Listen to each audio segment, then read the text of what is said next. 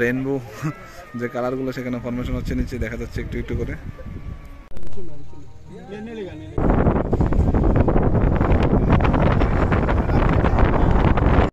এখন আমরা সেই চিরাপুঞ্জি শহর থেকে একটু দূরেই নোয়াখালীকায় একটা ওয়াটারফল আছে, সেখানে চলে আসলাম। দেখুন আজকে সকালবেলা বৃষ্টি হওয়ার জন্য চারিদিকে পরিবেশটা খুব সুন্দর, মানে খুব দারুণ। এইদিকে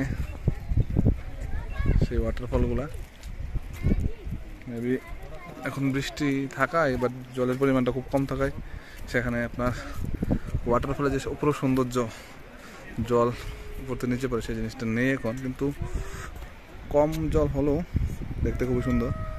এই সামনে দেখা যাচ্ছে সেই ঝর্ণাগুলা, ও রেইনবো যে কালারগুলো সেখানে ফরমেশন হচ্ছে, নিচে দেখা যাচ্ছে একটু একটু করে। চারিদিকে গ্রিনারি, খুব দারুণ। সামনে মনে হচ্ছে প্লেন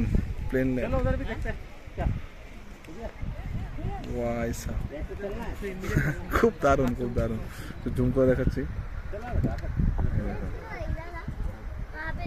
এই দেখুন কি করে পড়ছে জলগুলা ঝর্ণা থেকে।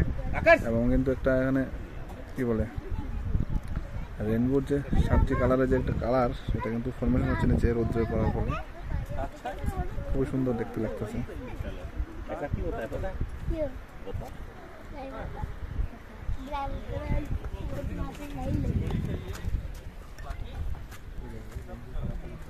এদিকে সেভেন সিস্টার না তো, এটা নোয়াখালীকাই সেভেন সিস্টার, মেবি আমরা যাবো আর পরে।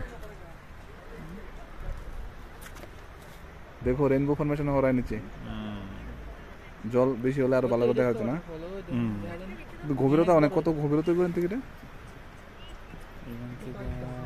200 ফুট হবে না? আর বেশি হবে না? খুব সুন্দর, নিট এন্ড ক্লিন পানি না নিচে। 1000 মিটার আরামসে, 1000 ফুট, 300 মিটার হইতো না এটা, 300 মিটার হলে 1000 ফুট হইতো হতে পারে।